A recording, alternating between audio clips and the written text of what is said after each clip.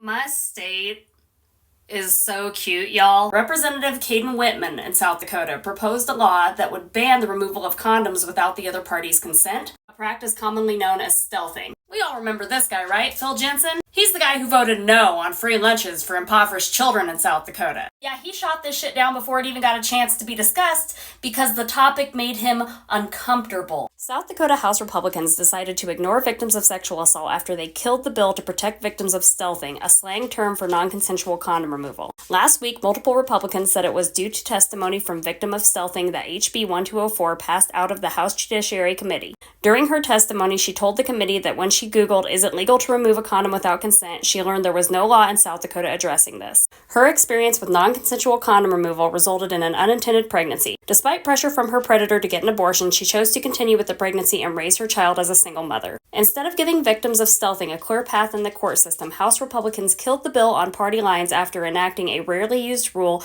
that eliminates any discussion from occurring on the House floor. I'm deeply disappointed to share that House Bill 1204, aimed at addressing the distressing issue of non-consensual condom removal, was defeated on the House floor Monday along party lines. This bill sought to establish a civil avenue for victims of this form of sexual violence and would have provided much-needed legal recourse for those affected. Stealthing undermines the fundamental rights of bodily autonomy and consent, exposing victims to heightened risks of unintended pregnancies, STIs, and severe psychological trauma. Despite the prevalence of this issue, the studies indicating that numerous women reported having experienced, the bill died without a single question asked or point made by the opposition. The fact that this bill was robbed of full and robust hearing on the House floor is an insult to victims and victim advocates everywhere. While some argue that existing statutes adequately cover this form of sexual violence, the reality is that our current laws fall short in providing specific protections for victims of stealthing. It is evident that implied protection is not enough, and we must update our laws to explicitly address this behavior. Seems like a good time to remind legislation that we have a total abortion ban in South Dakota, a trigger law, and yet you refuse to allow women the protections of being tricked into a pregnancy, and then once said pregnancy occurs and you force the woman to carry it out, you also, Phil Jensen, refuse to feed the child. Just seems